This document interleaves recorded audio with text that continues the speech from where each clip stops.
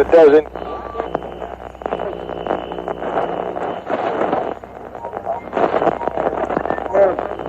Hold on to your butts.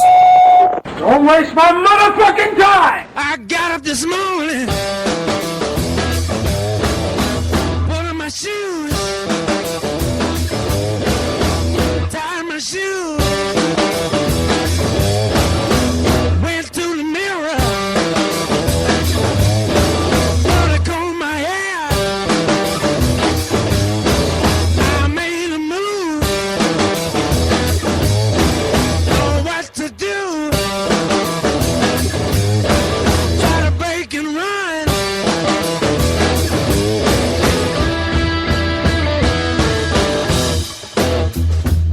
Welcome, everybody, to another riveting, exciting episode of the Lotus Cast, live right here on strangelabel.com, thelotuscast.com, all that great stuff. Well, I'd like to welcome my good friend, Joey Thundernuts. Hello, hello. Adam Parcheesi. Hey. Welcome. Welcome. And surprise guest, Dave Harvey. Oh, I wish. More than a million wishes. Dave's a working man now. He doesn't have time for this. He's so busy. Yeah, he doesn't have time for us little folk. Us Weird little to say fellas. that Dave is a working man. He even says that when I see him now. He's just like, oh, I have to check my work schedule. He's like, that's so weird to say. He probably works like 1 day a week.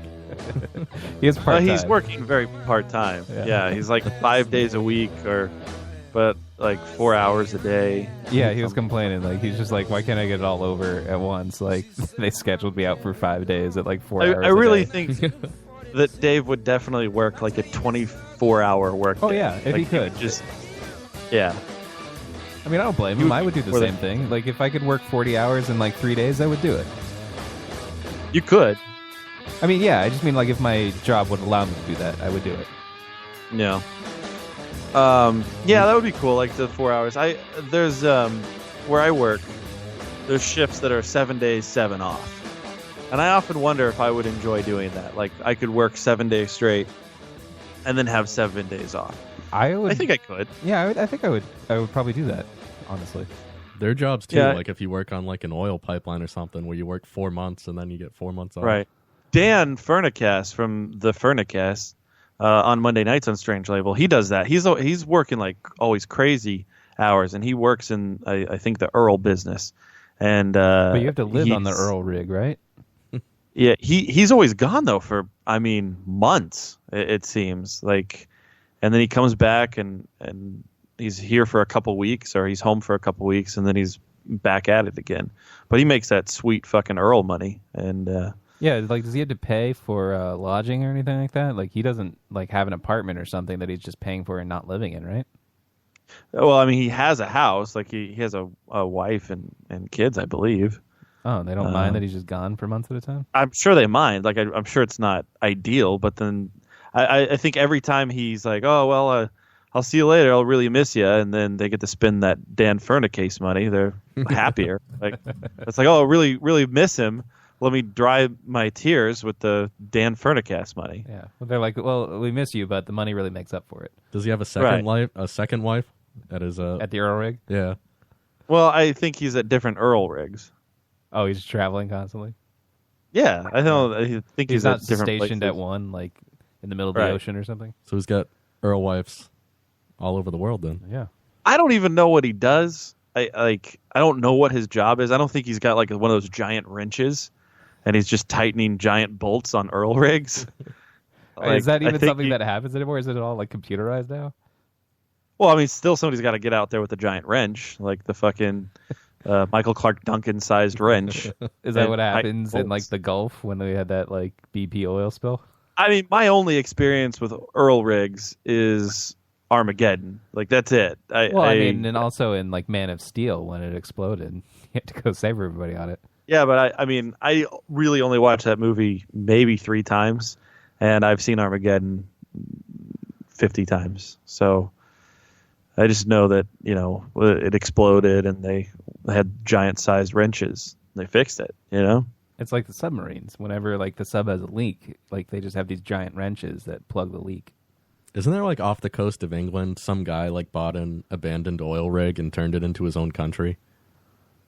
I hope so. Isn't something like the Christmas Islands like that? Like it's just a bunch of oil rigs like off the side of some coast, but it's in international waters, so it's its own like country.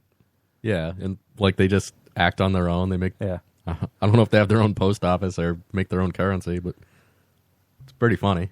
I think it's called like Sealand or something. Sealand. Oh, what are we going to call this place? Boss, I don't know. Most magical place on earth. We were going to go with SeaWorld, but that's kind of been taken. All the documentary oil you can drink. Yeah, Unlimited Earl. It's all dried up now, I'm sure. Are we even using Earl anymore to power our stuff? Yeah, right? Don't you? Yeah, we have Earl all over the place. House heating Earl? I know we have cooking Earl, but I didn't know about like heating Earl. Yeah. Why are you even asking that question? Everything in Massachusetts is heated by Earl. No, I have like gas heat. We're on natural gas. Well, you live in a Chinese house, That's true. so they use like oil made from dogs and cats. Oh, well, that makes more sense. So welcome to the show. We got a lot to cover, a lot to talk about tonight. Obviously, the big film over the weekend that everybody... Guardians of the Galaxy Volume 2 made a ton of money, but not a ton of money. It made right? a lot. Like, it made a lot, but not the most it could make. yeah, Like, I was think it actually broke many records, or if any. I don't think it did. I don't think it broke any records, and I would say this has got to be the biggest movie of the summer, right? How was it compared to the original? Did it make more or less? The original only made $100 million in its opening weekend, so. Actually, I don't even think it breached 100. Wasn't it like 95 or 96 million? Hang on, I'm looking it up right now. Yeah, I think they were that projecting like 150 million. I read projections that it was like, oh, this could easily make 160 It million. says that it's 165 made million. when it hits its second weekend, it will have made 184 million domestically. How long actually is opening weekend? Friday, Saturday, Sunday, Thursday night, Yeah. Friday, Saturday, Sunday. Is it just those 3 days? Yeah. Okay. That's opening weekend, yeah. And then if you go by the rules of Hollywood Fantasy League, it goes from when the movie opens in theaters through the second weekend. So from Thursday to the second Sunday. So they're expecting it'll make 245 million over those 10 days. That's pretty good. Yeah. That's pretty good. Yeah, I mean, you can't knock it there. So, I mean, Which isn't we all too saw much more than Fate of the Furious, because Fate of the Furious did 213 after 10 days.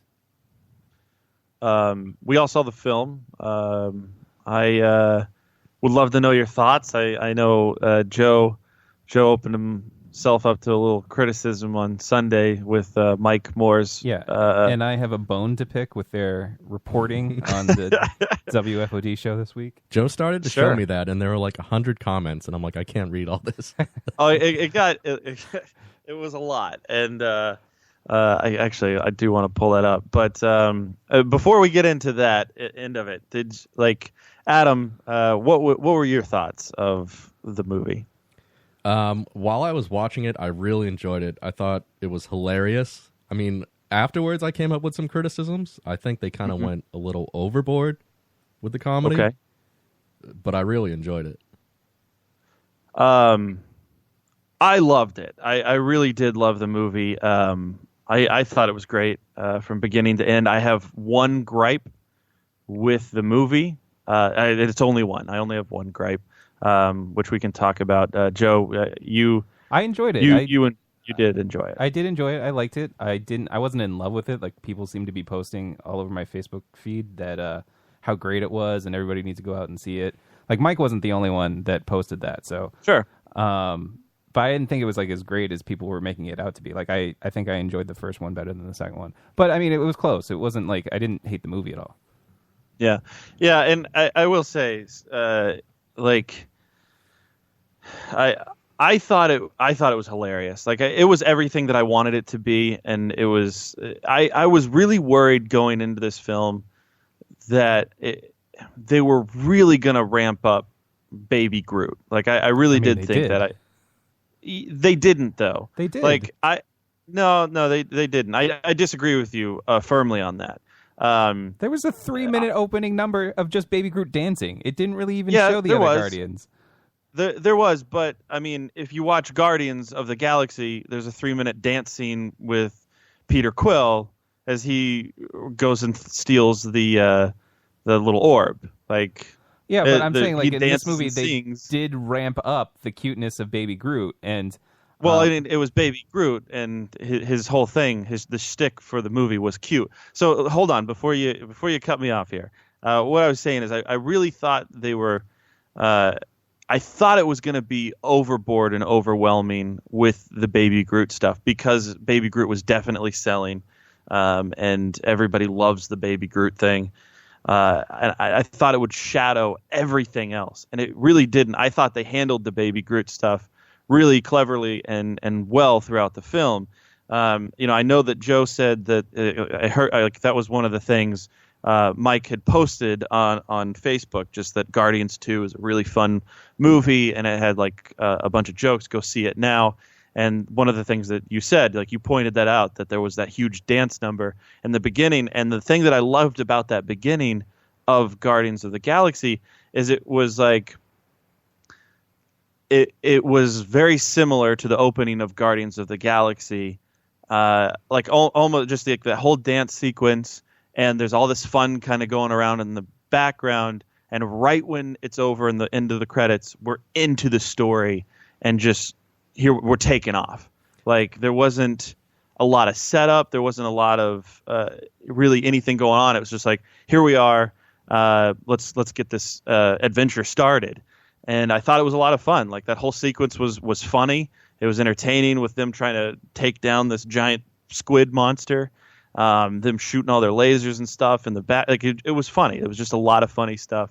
And I really enjoyed it, that opening sequence. I liked it a lot. Joe, how can you not like that opening dance sequence in Guardians that flows well, but you can love the dance sequence in Legion, which is totally out of place and completely not totally out of place. And completely pulls you out of the show. That was part of the overall storyline of mental illness. This was just, let's sell you on Baby Groot, so after the movie, you'll go buy Baby Groot merchandise.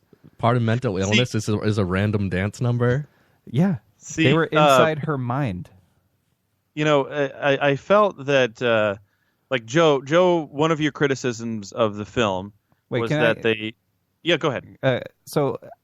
I didn't hate it. Like when it started out, I was like, okay, that's fine. They can feature Baby Groot and he's dancing. But like, actually, let me can I interrupt you for just 1 second? What? And I will say that like when you were posting in that whole Facebook feed of Mike's, I did think that they were saying that you hated the movie, and I know you didn't hate the movie. You had these criticisms of the movie. You still liked the film. Yeah. For me, I didn't agree with the certain criticisms that you had.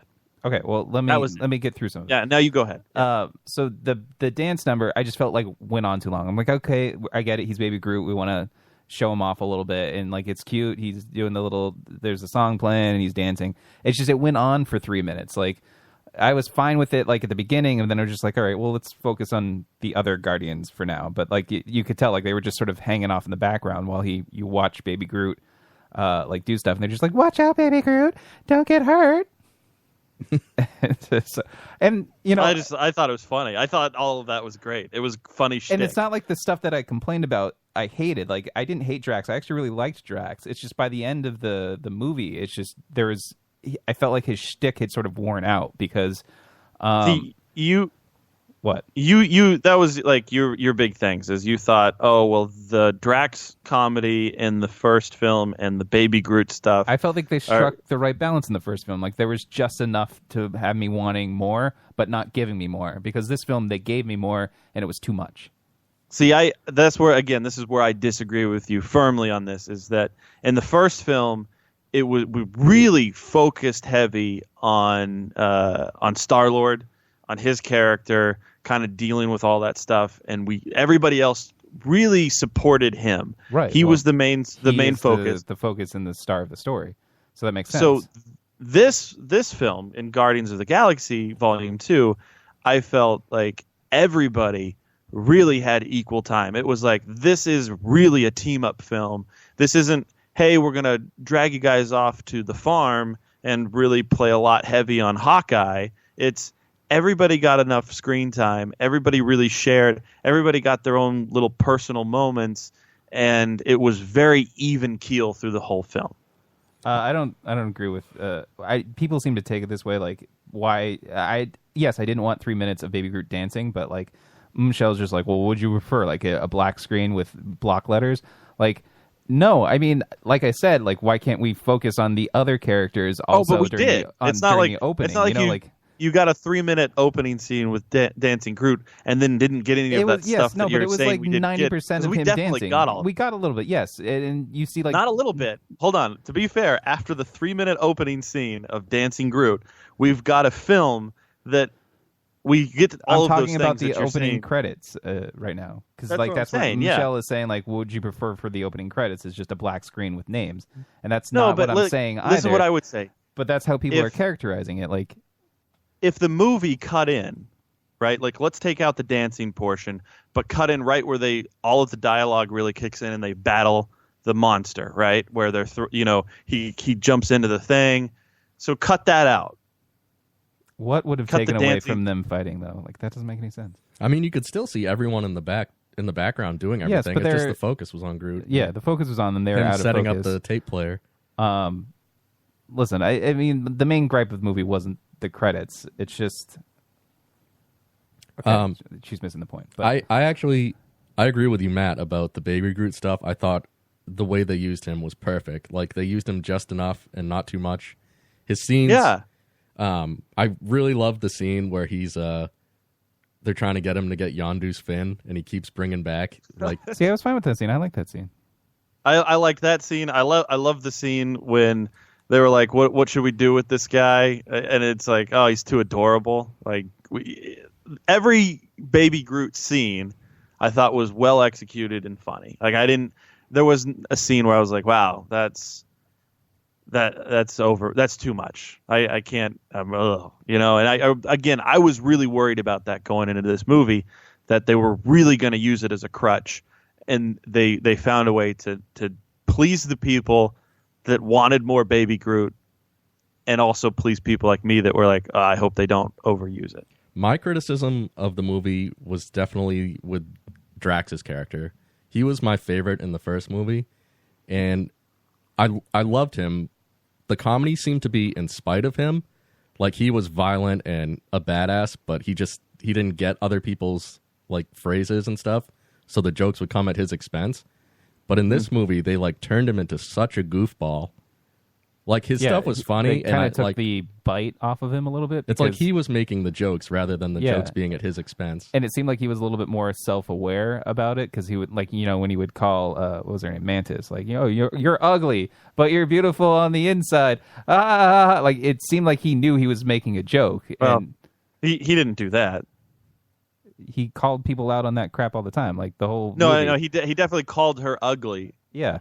And it said beautiful on the inside, but he didn't laugh at the end of it. He was laughing at all of his own crap. No, like that. I remember those scenes. Famously huge turds. Actually, I don't think he laughed at the end of that. He just said that he famously huge turds. He did laugh at the end of a lot of stuff, but those two things that you pointed out, he didn't laugh out loud at the end of. I'm pretty sure he did. The turds one, he did. He goes. The raccoon goes, "It'll be one of Drax's turds," and he goes, "Ha! I have famously huge turds." I don't think it was like that flamboyant though. I think it was kind of like he did a chuckle, and then I listen. I would have to go back and see it to be for sure, but I don't think it was like that scene where he's sitting there with Mantis laughing obnoxiously out loud. I mean, everything he said I think was it was a little hilarious. bit more subtle. It's just I felt like it was. He laughed obnoxiously out loud. He doesn't just chuckle. That is his character, is that he laughs obnoxiously out loud at everything. But that wasn't his character in the first movie. movie. Right. Like, he was like, I'm gonna rip Ronan's head off and tear him limb from limb. Yeah, well, if the last film was definitely more for his character, there was more personal stuff going on with him. Like he was hell bent on revenge, and this film in Volume 2, like he didn't really have a purpose as far as like there wasn't a revenge thing driving him. He was just interacting with the other characters. I actually really liked Drax a lot. I didn't think that he was overdone. I just felt that really the pleased shtick with all sort of of wore his scenes. thin by the end of the movie. Because like Adam said, I really liked him in the first movie, and the jokes were sort of at his expense. And in this movie, it just felt like he was making the jokes. Honestly, it just seemed like they used it was a different setting for Drax's character. It wasn't like last time. The last movie, he was hell bent. He was ready. Well, and granted, he there just wasn't wanted much to kill. for him to fight this time around. He was basically on ego like the entire time, and You're right, and he had his moments, but it's like it's kind of like in the first one. All right, Star-Lord's the spotlight. He's the one that we're really pushing the story, and this time, all right, well, we can utilize these characters a little bit differently. They can kind of let their hair down and just be a part of this adventure and the story that they're taking part on. I mean, I wouldn't say he wore thin because I enjoyed all of his scenes. Like, I thought everything he said was hilarious. It was just... But it was like sort of predictable by the end. Like, you knew what joke he was going to make. I mean, I wouldn't say that, but I mean, you could always expect a joke from him, though. Like, it seemed every scene he was in had to have some type of comedy. Well, that was like every scene in the movie. Like, it's just like they tried to do like one line after one liner, like one joke after another in the movie. Yeah. It didn't wear thin for me. I really enjoyed it, and I liked all of his scenes. I was saying even like the more serious parts of the story, like the Gamora and Nebula, like the sisterhood feud, like that should have been like the real intense dramatic part of the story, and they even tried to fit comedy into that stuff. Yeah, that's what I felt about a lot of the emotional scenes. I just felt like even if they didn't tell a joke like right the next line after, like it was in the very next scene. Like they just they didn't let it settle and let it hit you enough. For me personally, like they didn't let it simmer to let you actually feel that emotion of sadness before it was all of a sudden there's another joke happening or another setup for another scene happening. And again, like I remember, I recall in the in the Mike Moore post, you said that as well, that none of the emotional stuff landed. I said it could have landed better. Like I know that yes, people had an emotional response to when he realizes that Yondu was the dad he had wanted all along, or the Nebula Gamora stuff. I just felt like it should have sat with you a little bit longer before they sort of broke the tension with a joke. Yeah, I was happy with the execution of it all, of that too. I loved all of the scenes. I thought they were really powerful. Lots of feels, as the kids say these days. None of this stuff I can complain about. I really enjoyed it. I don't agree with you on it. I really thought they did a marvelous job. I thought Rocket Raccoon's story was perfect too. Like he was. Yeah. He had to do shitty stuff just because like he was afraid of getting close to people, and he realized how close he was getting with them. Right. Like he had to purposely sabotage himself because he was afraid.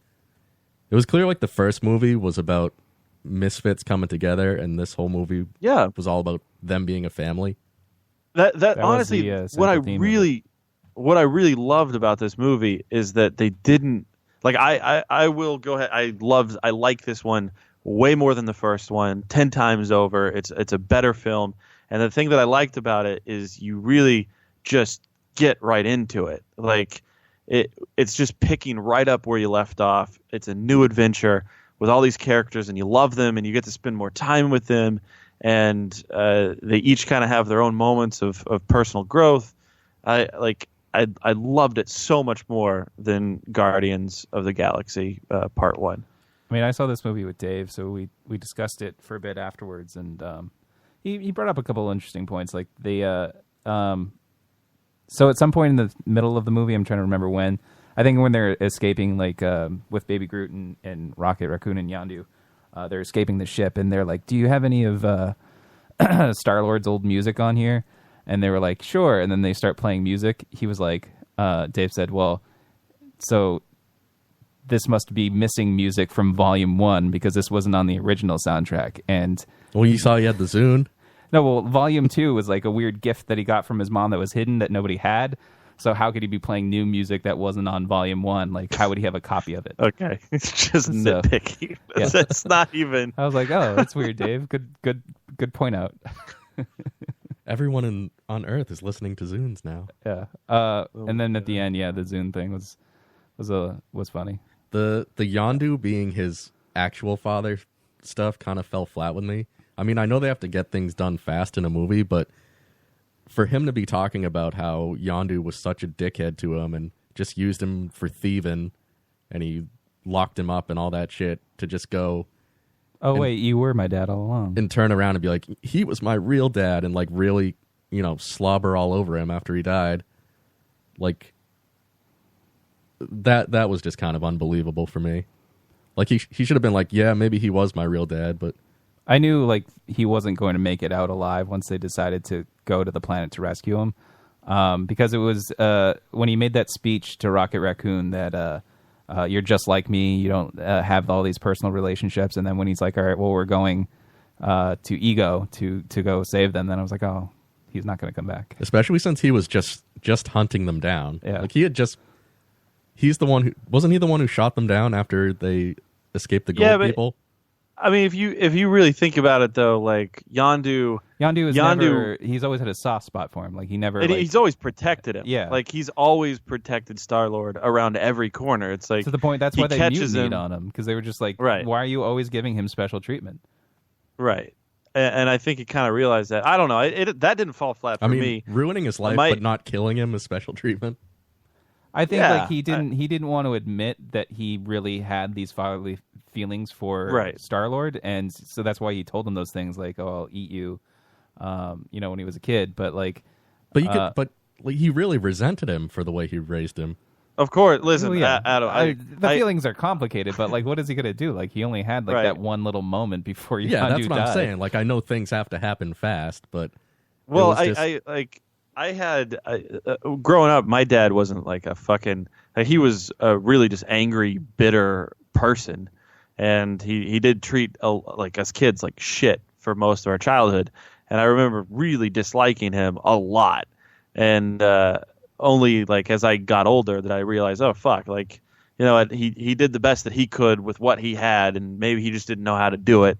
That's just the way it is. And like I've come to terms with that.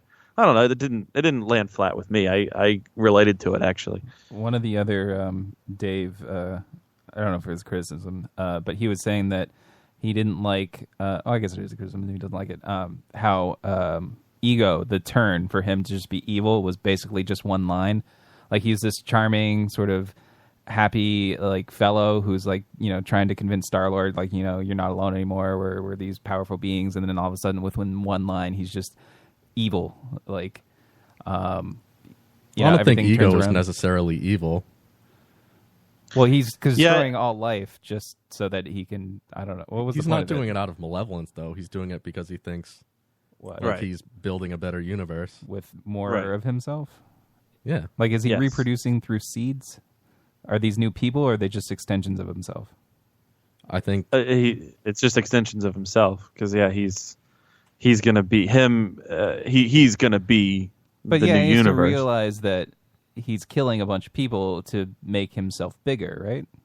Well, it's kind of like the Skynet or like the Matrix. It's these machines that realize, oh, all of these people are viruses. We must eradicate them to make a better, safer world or exist in the universe. It was weird that he is a god or demigod, but like he's a celestial.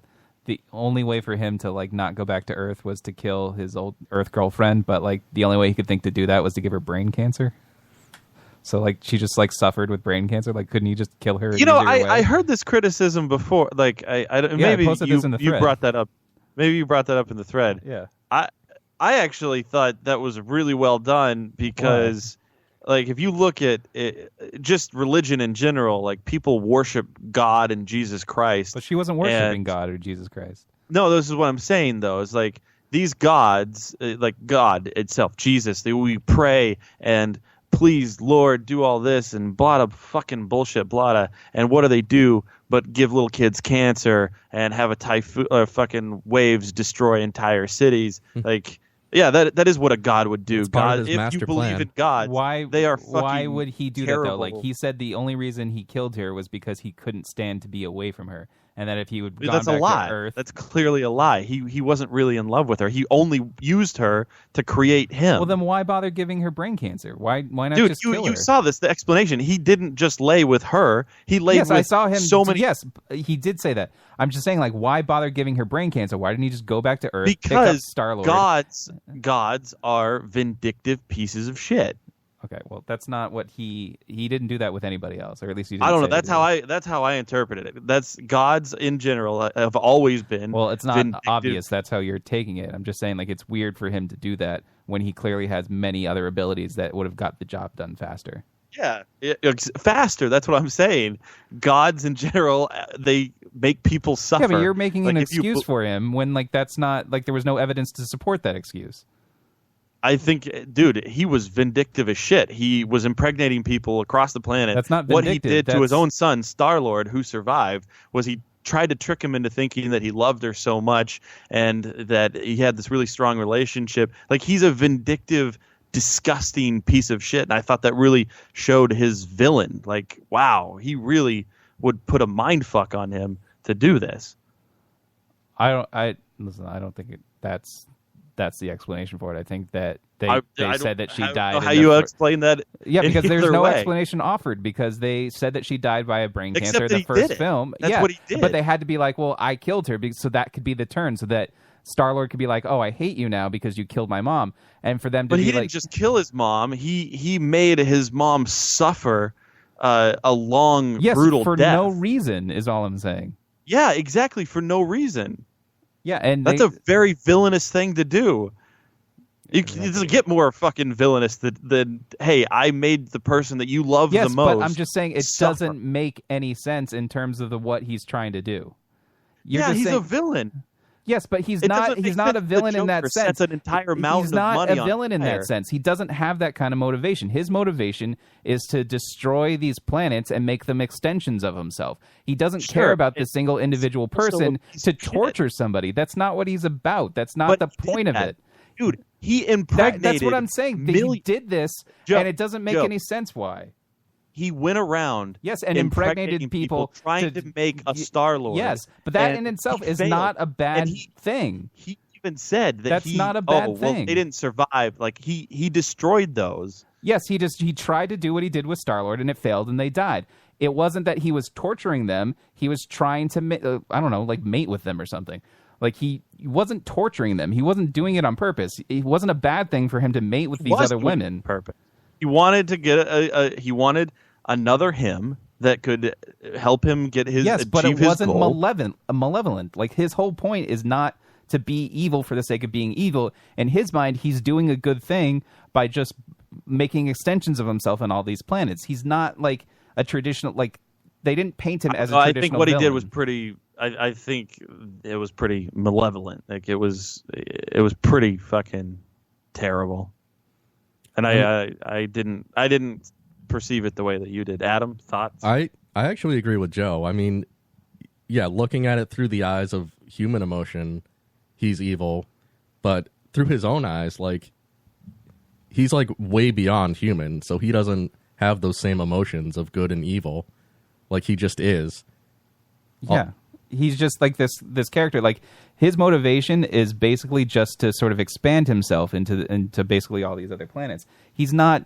Yeah, he started off as evil. just like a consciousness, and over the eons, he learned to control molecules and built a planet around himself, and he's just trying to extend himself. He's not trying to be evil for the sake of being evil. It's just in his mind, he's doing the right thing by expanding into these other planets. He can form himself into a person of any species, which is fine, and he does claim to fall in love with all those other women and have children with them, just to see if one of them will help him expand his plan because he needs a second person. But I don't think he's traditionally like supposedly cartoonishly evil. Like he's just a guy who's.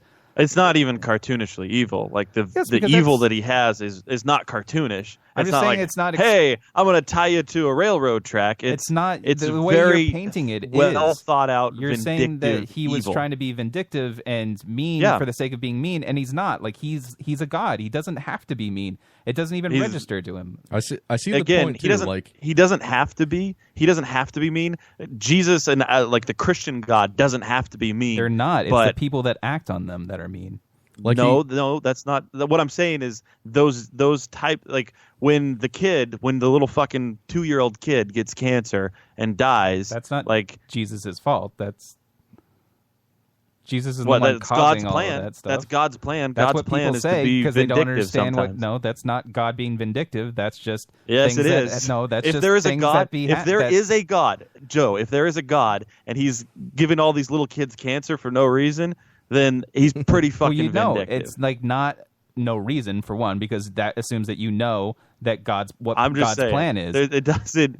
You don't get because you don't know. get off No, that you're being just that saying cruel. that there's kids are being like he's killing kids for no reason when you don't know what his reasons are. That's what I'm saying here. We don't know what his reason is. Like, no, I get what Joe's saying. Like. He's a god. We're applying our human emotions and ideas to him when he is a god, and it doesn't apply to him. People saying that it's God's plan is like just something they say to comfort themselves. Like a god, like on the scale of power that he is, like wouldn't even concern himself with the tininess that is a human with cancer. That's why, like, I don't believe in God. I don't think God's real. But those people that do believe in God, like, that's what First off, you can't actually have a presume to firm know standing what belief. God's plan is. Like, it could just be the kid randomly got cancer. If there is a plan, if there's, I don't think God is just sitting there like, oh, that kid's getting cancer now. Like, ha ha ha. I think, like I Adam think that says, is- I think he's just being like, If well, there I'm is not a God, paying attention then to yes, it. that's what's happening. That's not what's happening because you presume to know his plan, and we don't know what his plan is. If there is a God, Because he doesn't exist, so there is no fucking plan. But I just mean, I saying, think there is a God, but I think he's far beyond any human understanding. yes, and because we can't understand that, all we can do is apply what we think our human ideals and ideas of morality are to both it. Like, sound that's like it. buffoons. No, you're trying to give him motivation where he has none. But I do see the disagree point. with Like, you, but that's fine. why go for a brain tumor? Like he said, he can't go. He didn't want to. He killed her because if he kept going back to her, like he would lose his sight of his plan.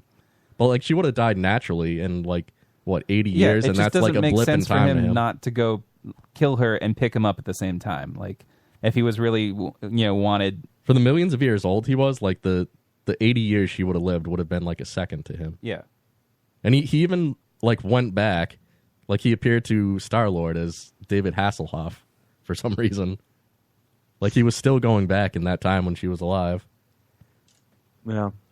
My only gripe with the film was the seeds when they started to hatch on the planets. It seemed like they And it killed a looked bunch like- of people and they just didn't acknowledge it. It looked like foaming Drano, like whatever graphic they used Yeah, like to what do was that that. was the best that they could come up with. But It was like, so bad. It it looked bad. Like ate it the didn't Dairy look Queen good. in like 3 seconds. I'm like, weren't there people working or eating inside the Dairy Queen? Now they're just like dead. Like it's almost like they just very last minute thought like, oh well, we can't come up with anything, so let's throw this in the week before the movie comes out.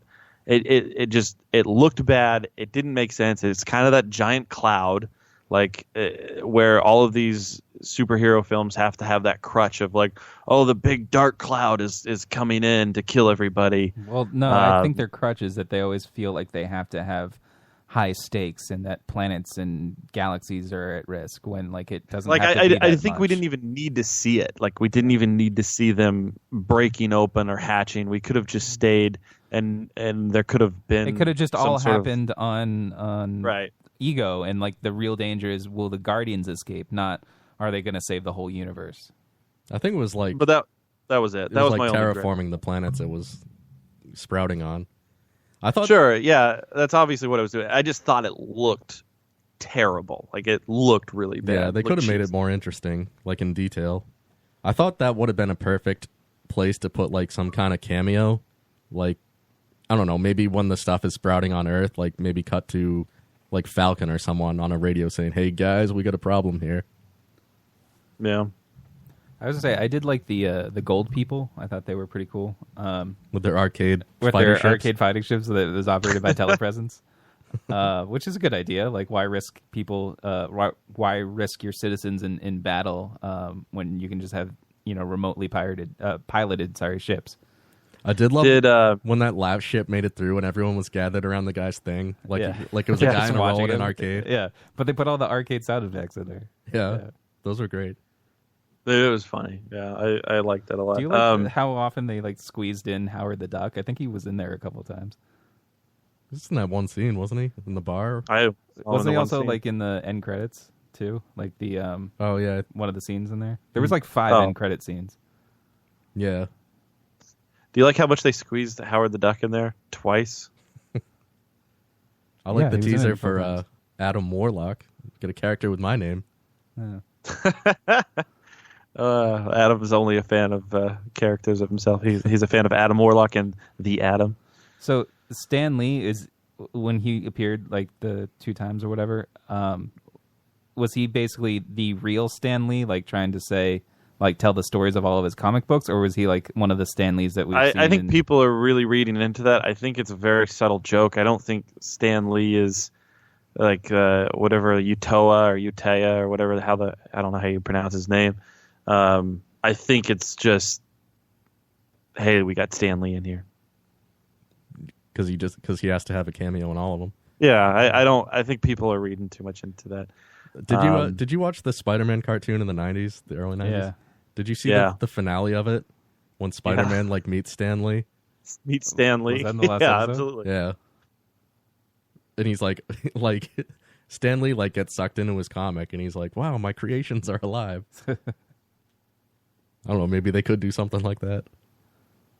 Well, yeah, like they sucked in the Stan Lee from our universe and he's telling his comic book stories to those weird aliens. The Watchers? Yeah.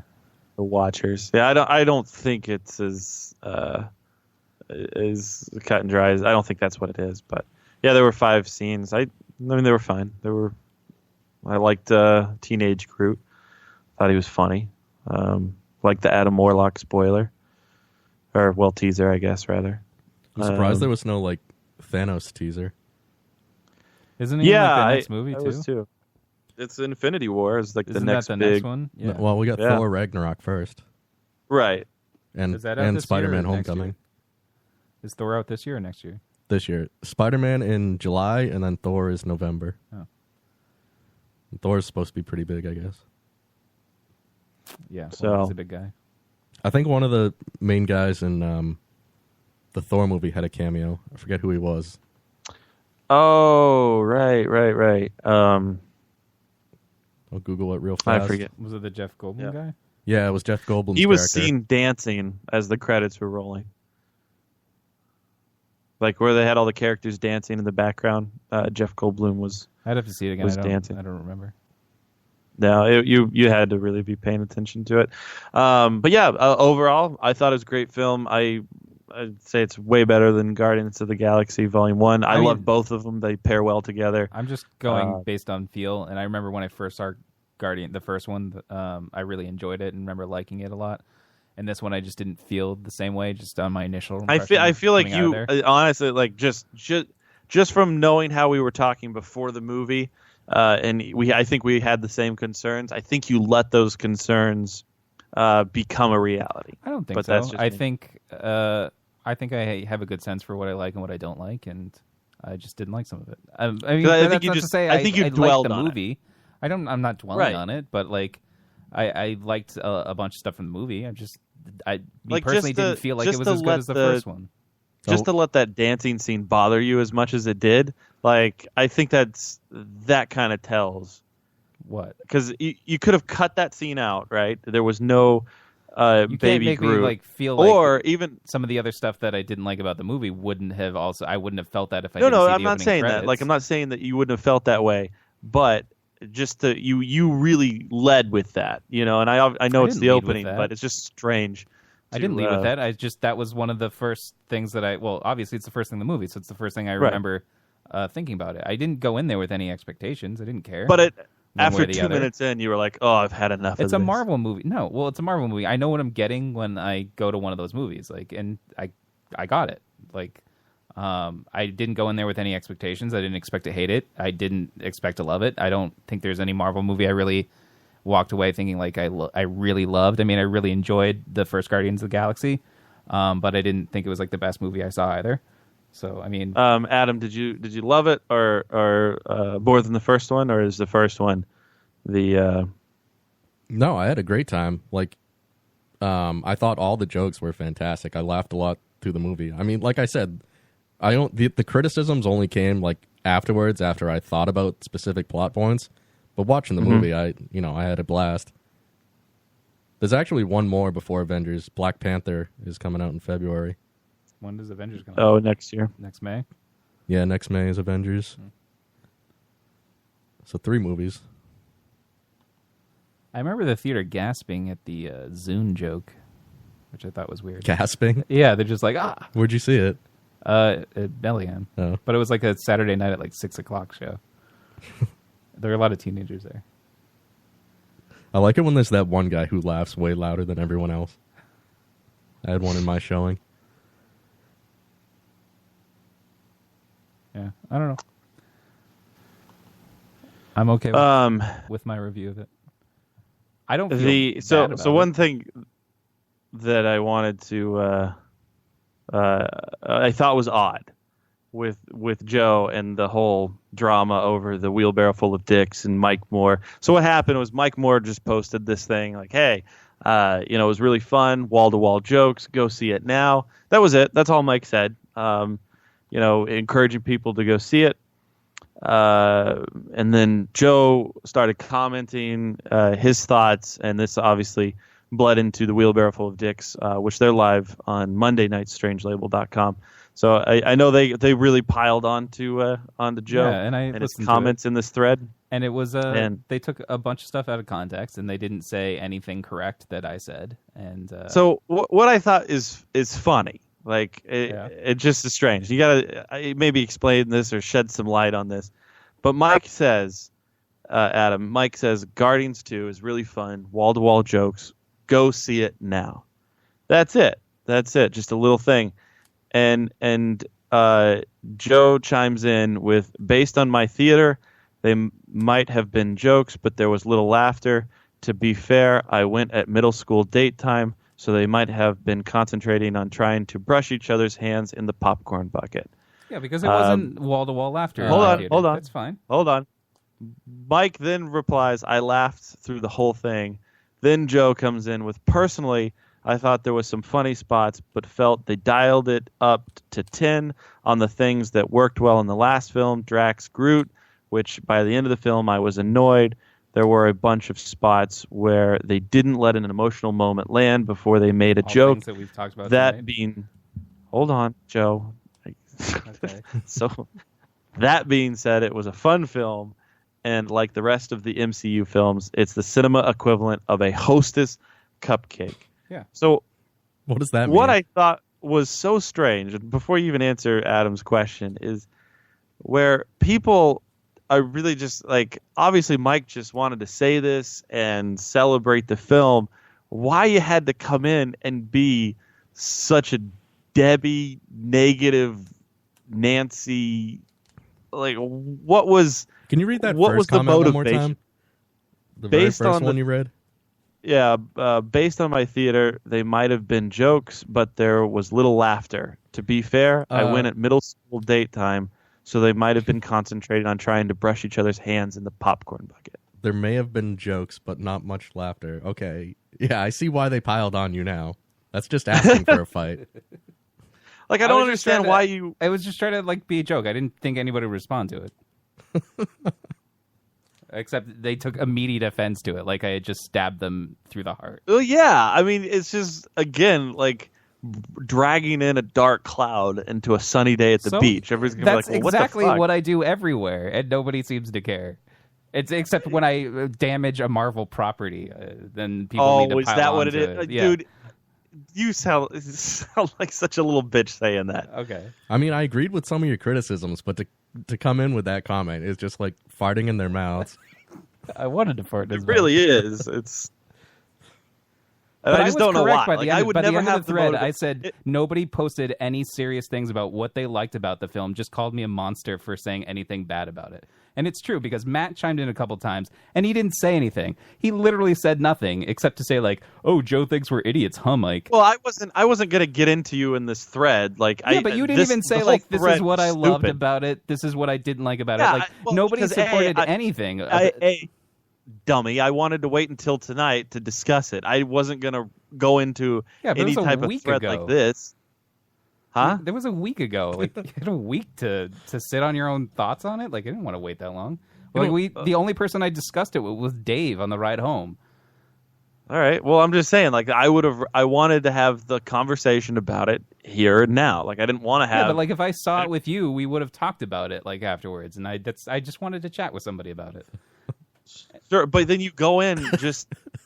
Yeah, because like farting in if I everybody's say mouth, I like Adam said. Yeah, but if I rate, "Oh, I loved it," A+ best movie of the year, that's not nobody's going to talk about it. They just ignored the comment. I mean, You don't honestly, have a to suck comment its of dick, like. though. You could have given Why your would- criticisms without being an asshole about it. Yeah, I No, know. I mean, Why you wouldn't you have just to be say, an "Oh, asshole well, to I be a critic." enjoyed the film, or I enjoyed it, but I didn't enjoy it as much." Like, whatever. It just why you had to be like, "Oh, well, there was little laughter." That's bullshit. Well, there was little laughter. Honestly, you should have seen our theater. Because there were parts that I remember people laughing at, and then other jokes where just like nothing happened. Joe went on to say at another time they struck the right balance in the first movie. The 3-minute Baby Groot dance video in the opening was excessive and pandering, Was and pandering? mentioning how cute he People that was love- every time he appeared was grating. I liked Drax in the beginning, but by the end he said and did the same thing.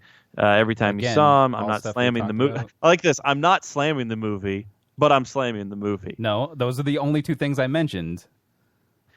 And then there was some more people chiming in, and Anchor Yes, but said, they didn't say like Anchor was the only one who sort of defended his opinion, and that's all I was looking for. Like, tell me what Yeah, you but liked it's about because it, you or were what being a disliked dick about it. No, Like, if you had you opened can it up to an respond actual- and saying like, "Oh, this is what I liked about it. This is where you're wrong. This is why it was this way." But Well, yeah, people would just again, say I like, just "No, told you're you, a Joe, monster," why I Yeah. didn't do that. because you were saving it for the show. But it's still Yeah. it's like it was a week ago. Yeah, he doesn't want to give content for WFOD. He content for our Well, own show. clearly, all the content I gave them, they just misappropriated what I said anyway, so it didn't matter.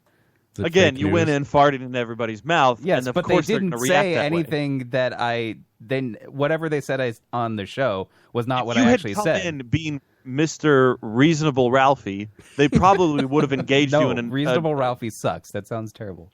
Well, okay, then don't be surprised. What, that they take all of my comments out of Yeah. context? It's like if you walked into a room filled with black people and shouted the N-word, and then you're surprised that everybody's pissed at you. Hey, you dumb N-words. This is how the movie really went. Mike was giving out, Anchor was giving out spoilers in that thread. I don't remember seeing that. You got to be you're more like an unreasonable Ulysses. Listen, I just wanted to comment on the movie, and that was the only forum I had because I had no friends apparently that wanted to stay and talk after the movie, except for Dave Harvey. And you do realize that with And you behavior know what like it's this like- is why you don't have any friends, right? No, and you know when you see a movie with Dave, all you're gonna get is criticisms. So that was what was fresh course. on my mind. So Dave was the person I saw the movie with, and I drove Dave home, and we just talked about the movie and Adam, what he didn't like you about see it. how Joe's not taking any personal responsibility? He's blaming it on everybody No, else. I'm just saying those are my actual opinions, and I was okay with sharing them. What you don't understand is these guys weren't responding to me correctly. Who? Everybody in the thread. Yeah, well, they should have piped up with what they liked and what They they didn't disliked. respond the right way. No, I blame Dave because no, Dave, you know like, how Dave all always you're shits saying on is like, everybody. oh, you're a monster. You must have no heart because you weren't laughing every 3 seconds. But like, what precisely did you like about it? That's all I wanted. It was an actual conversation, and Anchor was the only one. Like he made one post even, but like, why didn't anybody Again, else do that? Walk into a room filled with black people, Joe. Yeah, but like Mike could have responded with, "This is what I like about it." Like, Yeah, but you were being unreasonable I to wasn't start. being unreasonable. So I posted You were. some actual critiques of Fart that I in thought mouth. of the film, and then Fart people in didn't mouth. Adam and people made the didn't perfect respond analogy. to it. You farted in everybody's mouth. Listen, then they didn't have to respond to it by saying you're a monster. So they You were. they could have just let it die. When they posted a response that you're a monster, then I had to rebut that I'm not a monster. Like, so they could have just let the comment die, like I originally thought they would. I thought I was going to fart in everybody's mouth and nobody would say anything. Listen, I just wanted to crop dust a little and walk away. They need But to you get didn't that. walk away. You kept coming back. Yeah, well, because they kept pulling me back. They called me out on the crop dusting. I did fart in your mouth. And this is why I did it. And I can't believe you're mad about it. They weren't mad about the crop dusting. They were just mad that anybody was criticizing Guardians of the Galaxy 2. I don't think they were. Yes, they were. Read No. the thread. Trust me, I guarantee it's your behavior. If It you was had come not. in like a reasonable Ralphie, and you just said that you weren't reasonable because it's because not fun. every time so I just post own it. reasonable, Would you just fucking own something? No, okay. I owned my review, and I've said that several times, and you keep quoting my review as if that's going to change. I don't want to be a reasonable Ralphie. That's not fair. Why is everybody picking on me? I didn't say You why can't is have it everybody. both That ways. is not what I said. I didn't say why is everybody picking on me. I knew why because I didn't like the movie. Somebody called me a monster. Yes, I don't said understand. no. I never said I don't understand. I said I want them to tell me why they liked the movie or why they didn't like the movie, and nobody did that. So You didn't there. deserve an explanation. Yes, well, you didn't either with your piping and like, oh, Joe's doesn't like the movie, huh, Mike? Nudge, nudge. That was Matt. That was Matt's comments. I was just it was funny. Why even that bother you're- comment on it? Matt Hold is an on, hold on. agitator. He was a pot stirrer. That's all he came in to pot stir and then leave. Adam, Joe. I want to read Joe's review again, like not the first initial comment. I want to read the second review. After he had already turned everyone against him. Listen to this. By Yeah, not liking the personally, movie? I thought there was some funny spots, but felt they dialed it up to 10 on the things that worked well in the first film, Drax, Groot, which by the end of the film, I was annoyed. There were a bunch of spots where they didn't let an emotional moment land before they made a joke. That being said, it was fun. It was a fun film, and like the rest of the MCU films, it's the cinema equivalent of a Hostess cupcake. Now, Yes. hold on. Doesn't that sound like an alien trying to understand human entertainment? Not really. I thought there want was you to some explain fair- the Hostess cupcake. Hang on. I thought that was a fair criticism, and I listed a couple things I didn't like, but then I said I enjoyed the movie overall. And people ignored that for the rest of the review in that thread because they just kept saying I hated the movie when I didn't. Again, they ignored it because of your first initial comment. What? In that post or another one? Yeah, you farted in everybody's mouth. That one. No, not that one. That clearly didn't ignore that one because the Facebook hid it after a while. You pushed hot air out of your asshole into everybody's mouth. No, that's not it. All right, let's talk about something else. Wait, I want to know what the Hostess cupcake reference Oh, is. don't get it was there. basically it's because it's like it tastes good, but it's not like a thing that you would see all the time. You know, like It's way better than a Hostess cupcake. I mean, So like in you'll the eat a sense whole that- box of them, but you'll- they're not homemade? No, like you'll eat one and it tastes good and it's good for like the moment, but then afterwards you're just like, okay, well, I ate a Hostess cupcake, I can't really have anymore. I thought you were saying like it's like made, it was made far. with a formula. You have to admit it. It is It's also far made with a superior formula. than just a Hostess cupcake. I mean, It's also made with a formula. I mean, it was a not very wrong. fun, creative film. I mean, it wasn't a Hostess cupcake. It was Hostess cupcake to me would be like Transformers. It was also incredibly commercialized and packaged like a Hostess cupcake. No, Matt's God. right. Transformers is more like a Hostess cupcake. No, you make a comment like that. It's the equivalent of a Hostess cupcake, and you wonder why everybody. Well, jumped clearly down you to understood what it meant because you got it precisely. Joe, were you trying to be clever? No, or you? Have He you was ever trying to be an alien, understanding human entertainment. You clearly understood it, so like clearly it worked. Well, no, I have And to then- have you explain it. Well, Matt just explained it too. He tried to get funny and then posted like Futurama pictures. Well, because it was Dave even mentioned, like he started off as a flying brain in space. That's entirely the plot of Futurama. Hard for you to have an original thought. I always got to pull in Dave. Literally, I thought that when I saw the flying brain in space, and then Dave commented afterwards. My favorite part is when everybody's disagreeing with Joe. Joe posts an article of somebody who has a review of everything that Joe agrees with. I also said that the review I didn't agree with everything in the review because the guy seemed like he really hated the film. Listen to this. I don't agree with everything he says. Seems like he hates the movie. But what I've said here is also commented on his review. Yes, it was a vulture.com review. The few things that I mentioned in the thread were also mentioned in that review. I think if you went in and said, I enjoyed the movie, but I did have a few criticisms, and then said all the stuff you said, I think they would be more open to a discussion. Listen. I Clearly, also think it garnered like 80 comments, so clearly it had some discussion. I'll give you that. Yeah. Good work stimulating discussion. Yeah. You're welcome. Everyone teaming up against you. You were Ego, and they were all the Guardians. that is true. Joe did die at the end. I didn't die at the end. I actually succeeded, and I won. Your ego was too big. I won the argument. Sure, that's what Ego thinks, too. Well, no, Ego died at the end, so... But he can control molecules, so he can rebuild himself. Maybe. He was a flying brain in space. Guys, have you seen the Wonder Woman drama? No. What's the drama? So That they made a movie about her? Not that I didn't think there would be drama with this movie, because I fully expected it. I saw one months ago where they were complaining about how she shaves her pits. And I was just like, why is this a thing that somebody thought of? But apparently they're upset that like an Amazonian woman would conform to our gender and beauty standards of shaving your armpits. in the chat, they do think that maybe you are a robotic alien who can't understand humans. That was Dave, and we've discussed that several times. I think it might be you, too. I don't think so. I You're clearly trying to understood impersonate emotions because I was the one complaining about them in that. Whatever. Ralph, It doesn't matter. Ralph is a biography of Joe. No, I liked your criticisms, but you were. Yeah, that was fine. I'm fine. You were a mouth farter. But the And you were criticisms eating were eggs. valid. And you were so- eating eggs, too. But they were Right. valid criticisms. Everybody's having a picnic, enjoying themselves. They're sitting down in the grass, and Joe's just walking around. There's like, oh, God, what's that taste? But they realized that, yes, those farts are valid. No, they don't. They know They're they were. offended by them. Look how happy you are, too. Like, you know what you did. You just can't fucking own up to it. I have owned up to it several times. I even said I was the one who said I crop dusted them.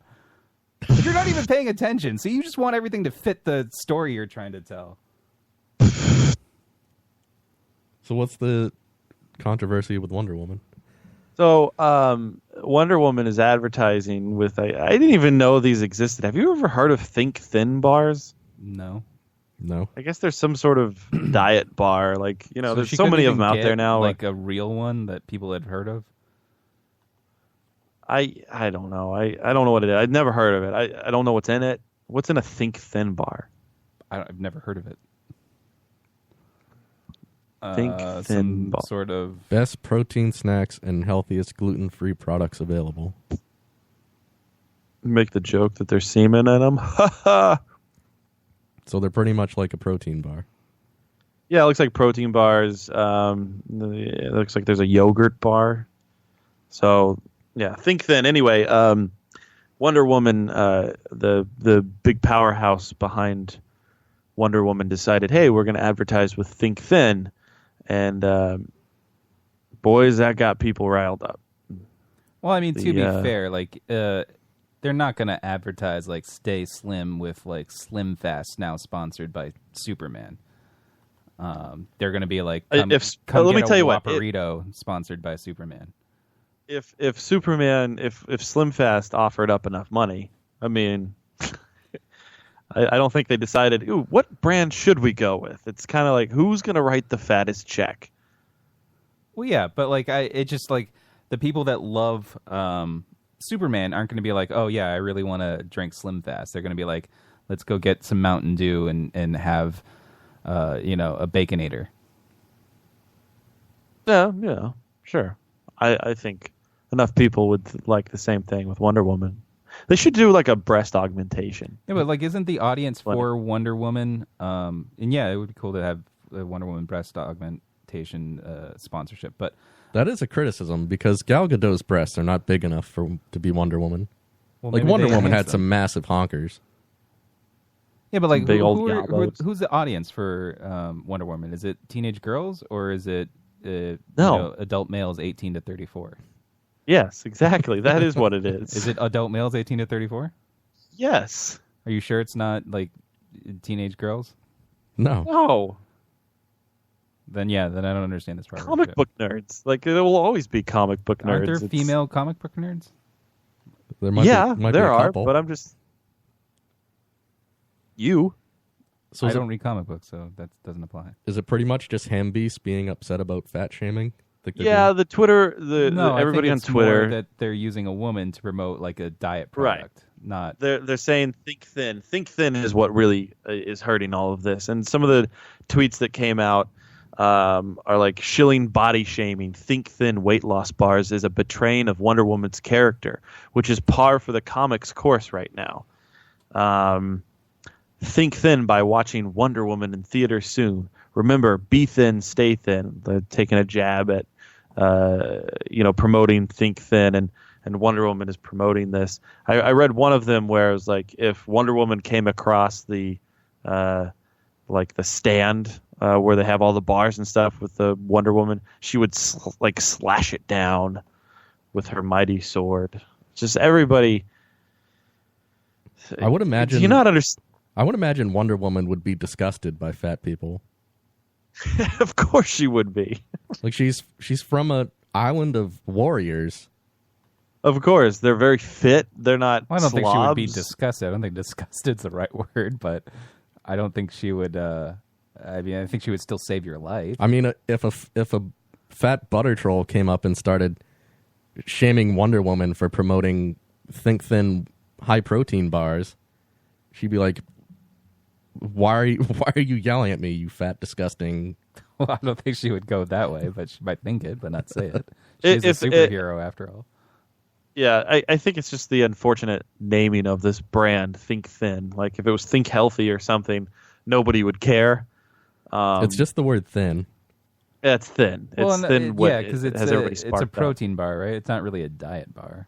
Well, I mean, I guess it could be construed as a diet bar, but yeah, if you go to their website, I think they have a bunch of like diet.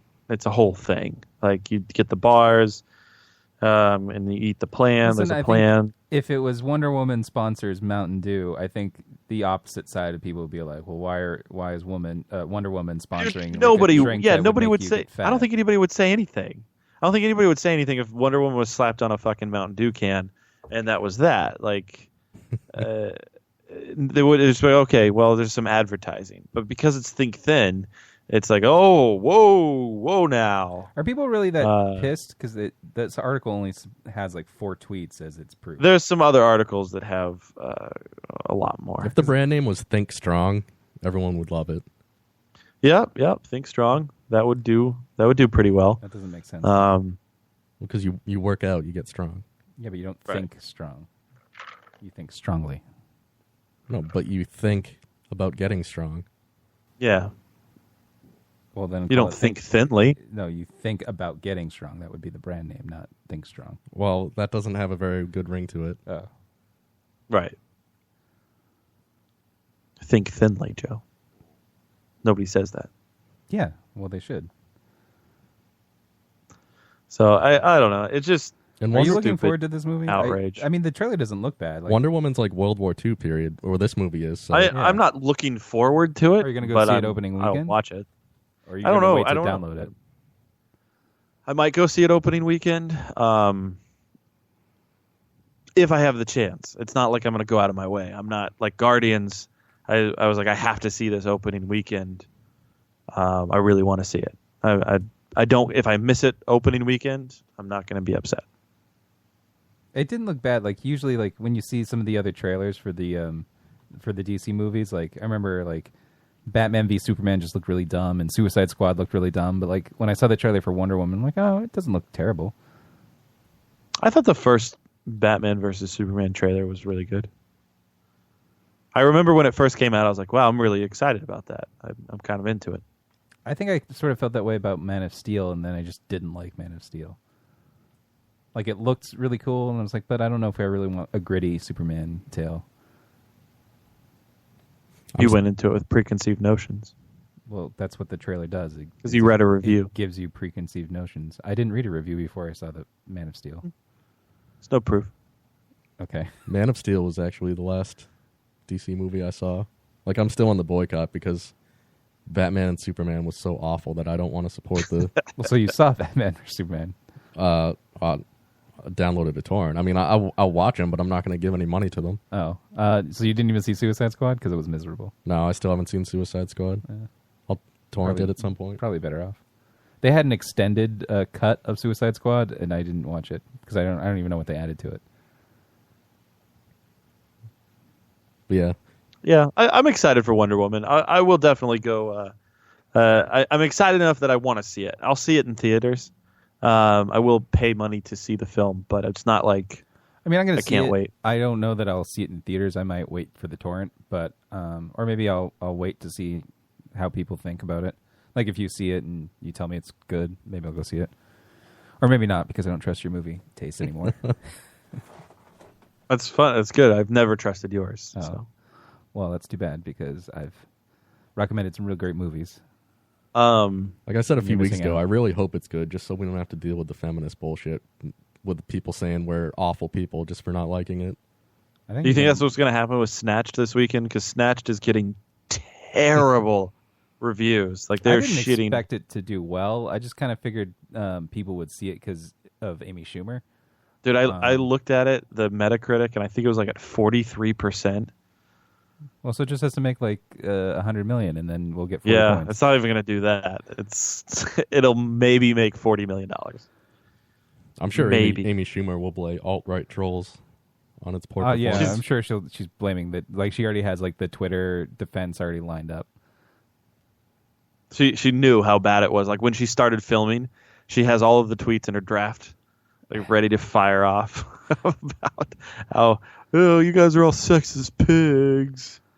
She was on Stern last week. She was really trying to like promote the movie so bad, and she was even saying like, my right tit comes out for people who are trying to see me topless. Like Snatched right now is sitting at 48% Metacritic. I mean, nobody expected it to be that good. She was so desperate, she was telling people that her tit comes out. Yeah, and she's like, I wanted to show it while it was still good. And he was just like, yeah, just the right one. And she's like, yeah, because the right one's better than the left one. Let me correct that. When I clicked on the link, it says 47. So I don't know if it dropped a percent from the moment I saw the link to when I clicked it. But it comes out officially tomorrow, right? Officially, yeah, comes out tomorrow. But all of the reviews, there's 20 some odd reviews. It looks like 20. Well, as bad as they're getting reviewed, 27 reviews. King Arthur is getting worse reviews, so it's a good thing we didn't go with that. Is it? One. Yeah. Are there any tits in that? What's the King? The King Arthur one comes out this weekend too, and it was getting pretty terrible reviews. I think it's. I don't know. Wait, what's that called? Is it just King Arthur? Maybe. Legend of something. Oh wow! Yeah. Legend of the Sword. It's at 40%. 40% Metacritic. Yeah, and Guardians is obviously going to win the weekend again. I was just kind of hoping that Snatched picks up some money, so we can get some points off of it. Yeah, it's not going to be good. This is pretty rough stuff. Terribly worried. A lot of people think Dunkirk might be a sleeper, and that Spider-Man's going to do well. Honestly, I'm not worried. Yeah. Like this is a 4th round pick, so everybody's 4th rounders are kind of shitty, pretty rough. Wow, Guardians? Guardians is only 67 on Metacritic. That's kind of low. Yeah, 67 Metacritic. Yeah, I thought it'd be higher. Well, there's a lot of Joes out there. Correct people, you mean? Well, the first Guardians was at 70 something, which I agree. I like the first one more. I don't know. Maybe it'll go back up, but I think at this point, all the reviewers have already put out. It's 81 on Rotten Tomatoes. Yeah, it's a big Rotten difference. Tomatoes loves it. What's the audience score on Rotten Tomatoes or Metacritic? Yeah, Rotten Tomatoes. 90% on Rotten Tomatoes. What's the audience score on Guardians of the Galaxy? Is it like 99 or something? The first one? For the first one, it was a 76 Metacritic. Doesn't seem to have an audience score in here. No, Metacritic doesn't do an audience score. I was asking about Rotten Tomatoes for the first Guardian. The first Guardians was 91% from the tomato meter and 92 for the audience, so about the same. So the audience is pretty much right there. I mean, you can't pick and choose which ones you agree with, though, because on Metacritic for Batman v Superman, it was 30-something, which you agreed with, and then the audience score was like 60-something. Yeah, no, I get it. Like that one, the audience dug more. I do think that there's definitely an agenda most of the time. Like when you see movies like Get Out, or like what's that other one? The Babadook. There's some other film. There's some films that Indian come movie out that just came out. No, the Babadook came out a couple years ago. There's movies that come out and they like Get Out, and the agenda always is the critic loves it. Now, the opposite can be said for films that star more of a white cast. The reviewers will destroy it, but the audience will love it. I think you're generalizing it a little bit, but I don't think it's racially motivated. I think it is. I don't think that's the case. It's either a good movie or it's not. No, there is I a don't lot of think that it's type that of good, right? agenda. If in there movie is reviews. a racial agenda, I don't think it's in the reviews. I think it's in the audience score. I think it's No, more it's in the reviews. Yeah, the reviews are very agenda driven. Yeah, so the racial agenda in the Tyler Perry movies is what? That they're awful? Well, because they take reviews Because from they like, are awful. well, white people don't even see those movies, so they don't review them. So the black people that, like, even though large black audiences love them and see them every time, why aren't they higher rated on the Metacritic then? Because they're not good movies. If white people aren't reviewing them, that means black reviewers are the ones doing it, and they're not giving it a good score. I don't know. I haven't seen the reviews. Okay, see, But I mean, there are a lot of like they take reviews from publications that have agendas. Like they take. what them about from stuff like Vox. Master of None that's rated high and it stars Aziz Ansari as a person of color? It's rated high. It's at 91 Metacritic. So That's a Or e- Metacritic. or I mean, even- usually you can't go to Metacritic for it because it doesn't have an audience Or score even compare it to. or even Get Out, which was at basically 100 until it got to like 99. What's the audience score? Oh, hold on, I gotta look it up. Yeah, so you're hanging around on Metacritic. I told you not to hang out on Metacritic. Yeah, well, I don't listen to you. Are you saying? What are you trying to say about them? I'm saying, like, you're saying that if it's a black film, it's going to be scored higher, and It's not necessarily a black film. It's a it's 99 in the tomato meter and 88 audience score, which isn't terribly far off. It's not terribly far off, but like the movie isn't a 99. You don't. I mean, if that's it's your atrocious opinion. film, it's still going to be graded atrociously. But I mean, there will be points for diversity. Right. That's the thing. When it comes to whether it be a black cast or black filmmakers or women filmmakers or whatever it is, like people, as a word that Joe likes, pander. They pander to the reviewers pander to it. They don't pander because people often disagree with the reviewer, and that so if they're really pandering to the audience, then everyone would agree with the critics. What? Never mind. Honestly, Yeah, never mind. Yeah, I'm an idiot. So, a moron. glad you admitted it. I bet Amy Schumer's tits are lopsided. She did probably, say, yeah. she said one of them was. Well, I probably mean, that's why just her making a joke too. But It's probably why she only wanted to show one. I'm excited for Goldie Hawn to come back. She hasn't been in anything in a while. Is she showing Granted, her this tits? was probably not the movie to do it, but She really picked the winner. well, they said like she plays the straight man in this film, like, and Amy Schumer's the one like being goofy and madcap. But they're like, it should have been the other way around because Goldie Hawn is actually like she was a big comedic actress. Like a lot of her movies were comedies. So they kind of felt like she was wasted a little bit. But I get it. Amy Schumer wrote it, so it's her movie.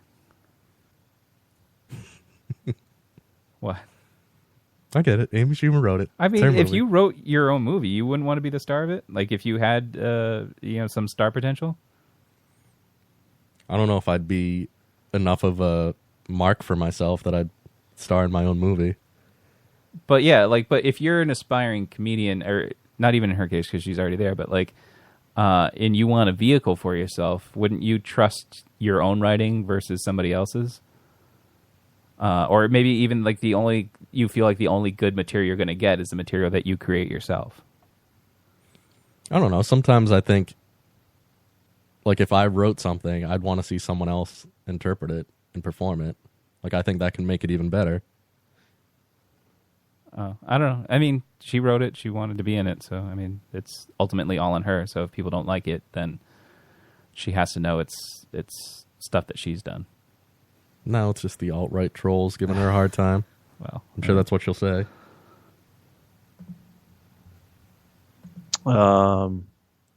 Yeah.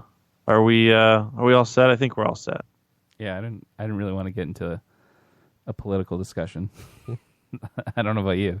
You didn't want to talk about Let's James get Comey? into it. All right, well, you Ghostbusters. you The lead female off. Ghostbusters has a 73% Rotten Tomatoes score, 53% audience score. Yeah, I'm honestly surprised it's that high. Although I haven't seen it, so I really can't judge. I think it was as awful as people were making it out to be. But I mean, it wasn't the greatest film either. Yeah, I'm just turned off by all the press it's gotten. I'm sure if it had just come out and I'd seen it, I'd be like, oh, that was okay. I mean, people give Melissa McCarthy a lot of flack too, but I've liked a lot of the stuff she's done more than Amy Schumer. So I thought Spy was really good that she was in. I think Melissa McCarthy's hilarious. Yeah, I didn't necessarily have a problem with Ghostbusters so much as it just felt like they if they were going to remake a movie, they flaunted it as all female, and it just didn't see the point of making it all female. Who do you think's the best female comedian ever? Ever? Or your favorite? Oh God, I have no idea. I mean, I really enjoyed Tina Fey's work, and I've enjoyed some of Amy Poehler's stuff. But yeah, they'd probably say who are some of the more iconic female comedians? Joan Rivers. I think my favorite ever is Roseanne. Roseanne is hilarious, but she hasn't done anything in a while. Yeah, her sitcom was one of the best. Up until that last season, yeah, they're reviving it for this fall. Really? Yeah, it's coming back. Limited episode series. I think something like 8 episodes. With all the same people? Yeah. Are they gonna somehow explain why Dan is still alive? Yeah, the ending was a double dream. Yeah, I don't know how they're going to explain it, but yeah, they're trying to get everybody back. Is she writing it? I think so. Nice. They just announced it a couple weeks ago. You can look it up. Do you have a favorite female, Matt? Favorite female comedian? No, really. Yeah, women aren't funny. Is there a female comic you would watch on Netflix if she had a special? Wanda Sykes. Yeah, I mean, I generally, honestly watch any of them. I'll watch if I hear good things about it, I'll check it out. Whether I like it or not, I don't know. Yeah, I don't know. There's some female comedians. I just can't remember their names that I hear on podcasts and stuff that I really enjoy. To be honest, I really enjoyed Amy Schumer. 5 years Amy ago. Schumer, yeah. Yeah, I really I thought she was really funny. I liked her not her sitcom, but her sketch show on Comedy Central. I liked it the first 2 seasons, and then it just got weird. I don't think I've really got into the second season, but I remember making sure that I watched the first season. Yeah, it was on my DVR at the time. I like Sarah Silverman a lot too. Until she, you know what? I'm actually really glad you said that. I love Sarah Silverman. I like her a lot. I loved her. Did you ever see her show on Comedy Central? I did. It was funny. Yeah, I loved that show. It was only 1 season, wasn't it? It was 3, I think. I was gonna actually have this as my final thought, so I'll throw it out there. But I really enjoyed. There's a show on HBO right now, Crashing. I was gonna say if you guys haven't checked it out yet, definitely watch it. Did they finish it's 8 episodes. Season? Is the season over? Yeah, it's 8 episodes. really funny. It was great, and it's got a lot of great comedians in it. Really funny stuff. But Sarah Silverman is in that too. Oh, I've been meaning to check that one out. I haven't done it yet. I liked her until she came down with Trump derangement syndrome. Sarah Silverman? Yeah. Oh. I'm trying to think if there's anything of hers that I really enjoyed that she did recently, but I can't think of anything that she's done recently. She was in that Star Trek Voyager episode in 1997. That was only 20 years ago. Yeah. Well, didn't she get naked in something? Oh, yeah. That was kind of recent. Like 2 years ago, maybe? Oh, yeah, movie. Yeah, a movie like a couple years ago. Yeah, she got naked. She had a bush. She did. Was she also in Masters of Sex, the Showtime show? I think it's Showtime. I don't know what that is. Huh. Anyway. What's your final? What final thought were we on? Adams, because we hadn't started them. Oh, Well, Mother's Day is this weekend. I should probably get my mother a card and do something. What's your nice. fondest Mother's Day memory, Adam? Yeah. My fondest Mother's Day memory? That time when you really went all out for your mom, and then she's like, "I love you so much, Adam. This is my favorite Mother's Day memory." What's the best Mother's Day gift? I made her fudge last year. Did you really? Just homemade fudge? Yeah. Oh, you shit in the toilet. Got stuck everywhere. She had to clean it out. Mom, I made you a mess to clean up. Remember when you used to have to change my diapers? Well, guess what? I shit in my underwear. Get the wipes out. She's cleaned up so many of my messes. You think what's her favorite thing to do? Mom, this is a really messy one. Get the power hose out. Make sure you use the heated wipes. So there's no favorite Mother's Day? I don't know. I haven't thought about it. What are you talking about? He's going to fucking lift his legs up. Crop dust His mom's mom. going to come in. I will say... He's going to go, All right. Adam. I'll change my final thought. I can't Not this again. Well, Father's Day is in a month. I can't believe the fucking liberals are freaking out that Trump fired Comey after months and months This is a final thought. of them saying how unfit to be there he was and how he should resign. What are your thoughts, Joe?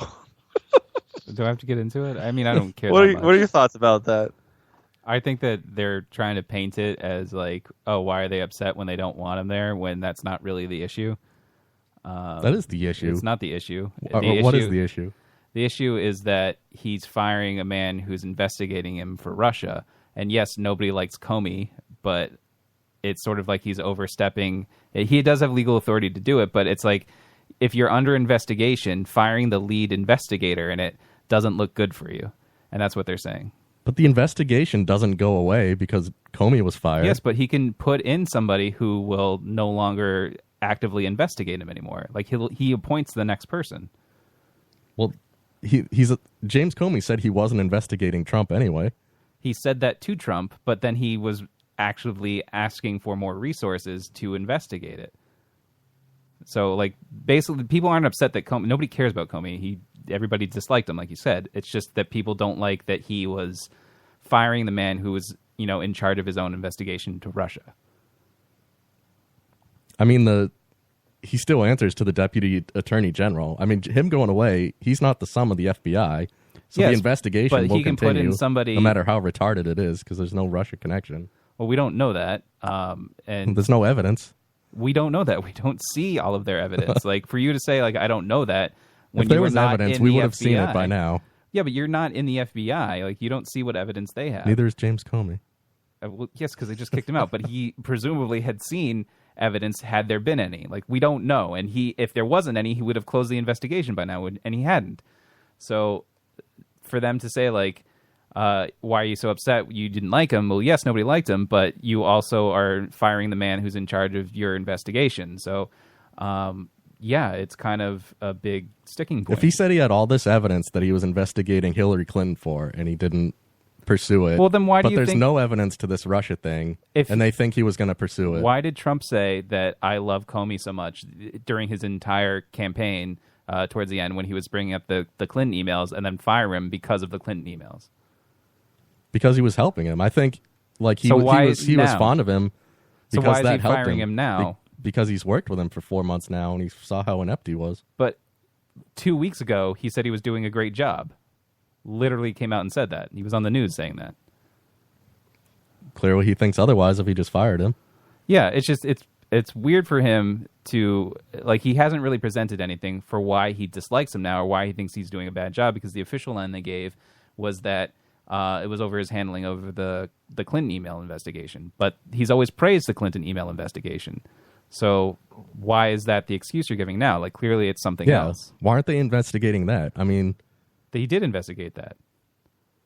but they're investigating a Russian connection that revealed the emails, yet they're not revealing what the crimes actually were that were committed in the emails. They're not releasing the details of their investigation yet because it's not over. The reason they released the details of the Clinton email thing is because they closed it. But they found proof of a undercover pedophile ring in Congress. Okay, well that's a different topic. No, they won't let him find that. And they still haven't figured out why the water's making the frogs gay. Oh, the water's doing that now? Well, there's a 30 Rock episode that sort of explained it. The government had created a bioweapon that instead of like killing people, it just made people homosexuals. And then they dropped it in the Middle East and it made them all kill themselves afterwards.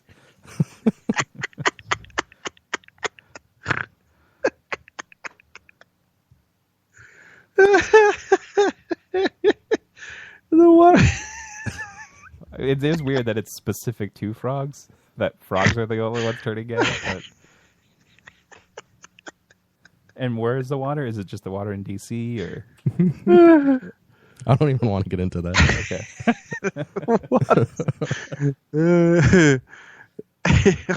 Frogs start butt fucking after.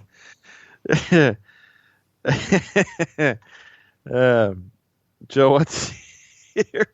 I mean, I can't top the frogs are making the water. The water is making the frogs gay. I've been watching season 2 of Sense8, and I don't know if you guys watched the first season, but I've been really enjoying the second season. So, my final thought is that you should check it out. I'm Not Your Negro is 99% on the tomato meter. What the hell is I'm Not Your 84% of the audience liked it. It's still pretty close. What's I'm Not Your Negro? Is that new? I was at the grocery store earlier today. And I was finding a parking spot. And when I got out of the car, there was this young kid who was collecting the shopping carts. And he was like weird. He's like this geeky kid. It's a Market Basket. That's where it was. And he looks at me and he goes, "Oh, hey, man." And I was like, "Hey." He's like, "Nice hair." So this really took me To you? like it. Yeah, it's what he said to me, and it threw me off as I wasn't expecting like any of this to happen. Did you just get a new haircut? No, it's like a couple weeks old. So the only thing that I could think to say to him was, "Thanks, man. Nice glasses."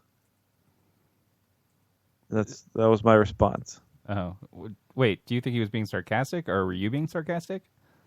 I didn't mean to be anything. You know how you get in those moments where somebody says something to you and you didn't really expect it, and it threw my whole thing off. Like, Did you I was have just getting out of the. Did he have nice glasses? He had glasses.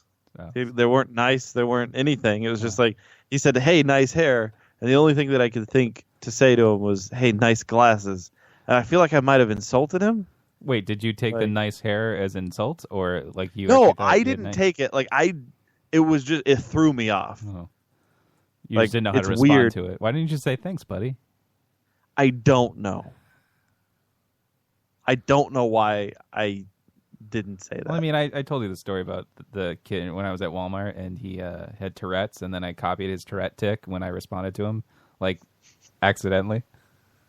Isn't it weird at Market Basket too that they only have people working for them that are either 15 years old or 97 years old? It is weird. They only And hire the in people those that are ranges. 97 years old, all of their stickers say they've been there for like 50 years. Yep. But how do they like? They how can't do they quit get because they from don't get, like, a 15 to pension. 97? Well, because they were fully staffed for like But 70 I years. never see them in transition. And now people from have 15 to retired out of 97. it. Yeah, because they were fully staffed for 70 years, and now people have started to die or retire, and then they get the 15-year-olds and doctor those kids. I feel like they get the 15-year-olds, and then they work there, and then once they hit a certain age, like 17, they take them to a farm where they raise them until they're 97, my brother, and then they bring them back. My brother worked there when he was 15. Of course, you did. And he was. You can only work at Market Yeah. Basket if you're 15 or 97. His job was to push carriages, and then we got a call one day that we had to come pick him up because he passed out pushing carriages.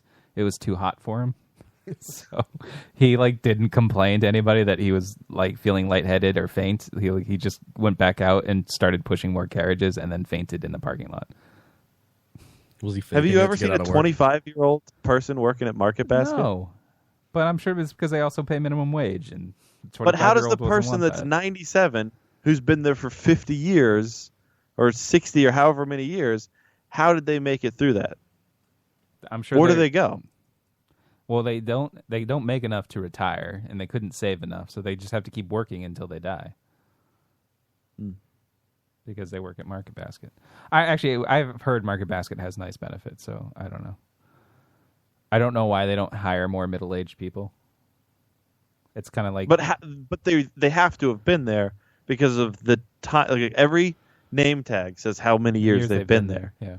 And they would have been there when they were middle-aged, but you never see the middle-aged people. I think it's been around for a long time. I think you just didn't notice. Well, obviously you weren't here like 20 years ago, but I'm just saying, I think I would start to see the people that will be 97.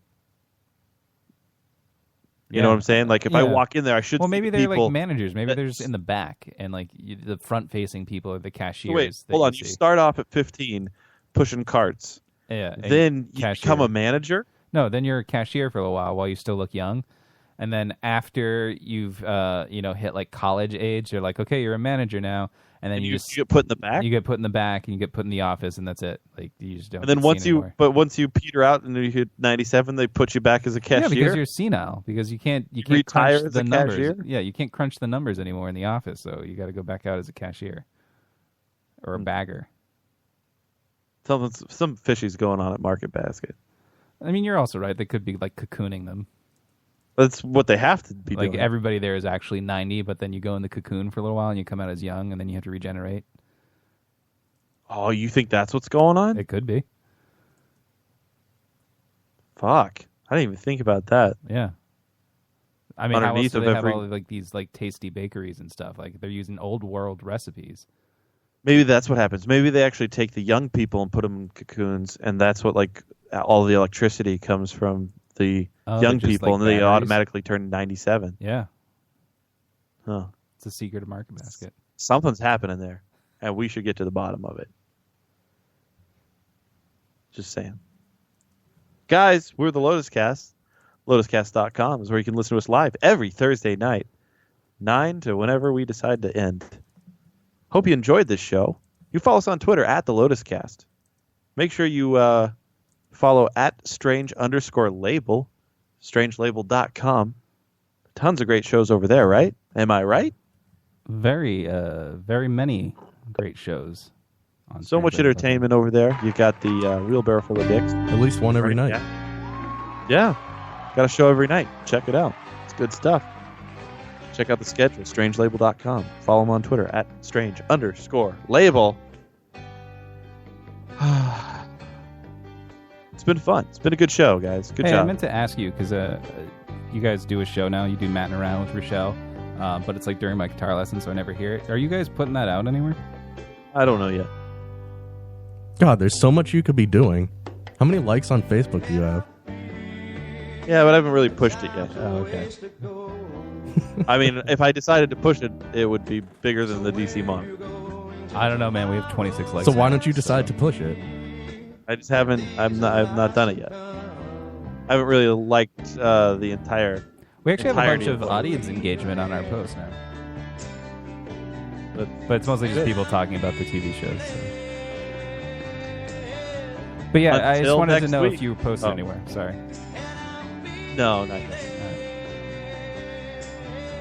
Not. Why this song? What made you decide on this song? I just pulled it up quickly. I went for acoustic covers, and this was the first one that showed up on YouTube.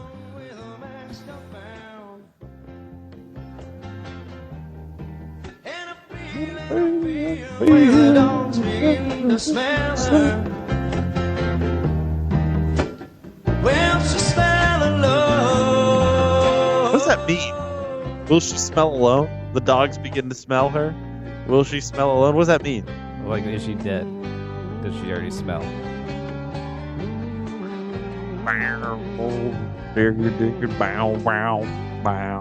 Guys, until next week, go fuck yourselves. So much depends on the weather. So is it raining in your bedroom? And I see that these are the eyes of disarray.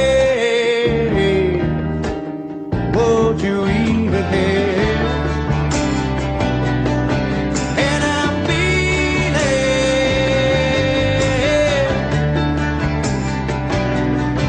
that you feel sad. Where you gone till tomorrow? Where you gone with a mask upbound? And I feel when the dogs begin to smell